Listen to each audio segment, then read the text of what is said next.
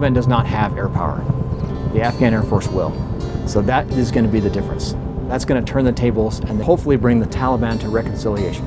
We need to establish irreversible momentum against the enemy. They need to have the assets and the skills to do firepower, mobility, maintenance, logistics, intelligence, information, all those things that we require, the Air Force requires in order to be capable. Where are we in that process? We're doing really well. Going to a condition-based strategy instead of a time-based strategy lets the Afghans know that we're here until they meet the conditions-based requirements. I traveled to Afghanistan to find the answer to one question. What does winning look like? After more than 16 years of war, thousands of lives lost, and hundreds of billions of dollars spent, is the United States any closer to victory than it was in 2001? Or are we drifting farther away? I mean, the end state is having a professional and sustainable military that doesn't need us there. It's sort of figuring out what all the wickets are on the way to get there. That's the difficult part. As President Obama began a drawdown of U.S. troops in Afghanistan in 2011, shifting our support and combat operations to a train, advise, and assist mission, one of the main focuses has been bolstering the Afghan Air Force to ensure that if the U.S. were to withdraw its air power, the Afghans can continue to have the edge against their enemies. When you advise, success is measured differently than maybe a typical mission. I've had the unique ability, having been out here so long and been an advisor for so long, to see that evolution, see where they started from and where they've come from. Since 2010, advisors like Howard have been working with the Afghans to build a professional, capable, and sustainable Air Force, which includes training and advising roughly 8,000 of its members on fixed and rotary wing aircrafts. It's kind of like raising a kid. You start out watching them crawl and teaching them basics and seeing them kind of struggle with that initially, and then grab a hold of that concept and run with it. The Afghan Air Force is equipped with 7 different airframes, each with its own mission sets that are unique to Afghanistan. They're not fighting in a foreign war, so they're building this capability as they fight a war, which is a monumental task. Their pilots that they have here are training in combat. Some of their first missions may be a combat mission, and that's extremely difficult to do. To get a better understanding of what the Afghans are capable of, I was granted access to embed with the Special Missions Wing, the country's only Special Forces Aviation unit. I will tell you, I personally think the Special Mission Wing is the critical capability for the government of Afghanistan. If they want to prove to the people of Afghanistan that they can fight the Taliban anywhere, at any time, to include during the hours of darkness, this is the organization that enables them to do that. Here on the flight line behind me are Mi-17 helicopters.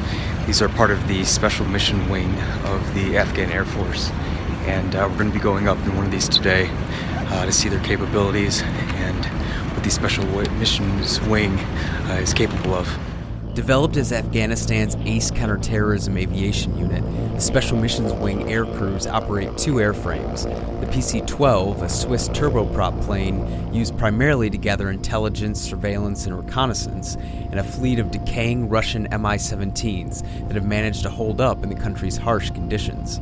They're not new helicopters. They have plenty of power. They're well suited for Afghanistan for the higher altitudes and the temperature extremes that we see here. They just handle kind of like Grandpa's old Cadillac. They're very soft. Flying them with any kind of precision takes a lot of practice. Unlike Afghanistan's conventional military and police forces that have been plagued by high desertion rates and struggle to provide sustainable security throughout the country, Special Forces units have had an impressive amount of success against the Taliban, according to the U.S. officials ABC 10 spoke with. We're absolutely seeing results, and there's a lot of things that we do every day that we cannot share with you, but measurable in the terms of several dozens of tons of things taken off the battlefield, named objectives taken off the battlefield every night with every mission. We've got to remember that the Taliban, they're not targetable every night, right? They are a smart and thinking enemy, and it is only when everything aligns, time, space, that we can get at them where we can launch the Special Mission Wing. Even with the unit's advances, the Afghans are struggling to recruit and grow the wing quickly,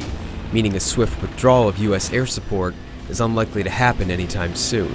To make a usable pilot, they will usually spend about 2 years just to get their wings. Then they come here, they know how to fly the aircraft, they don't know how to fight the aircraft in time and space against a thinking enemy, right?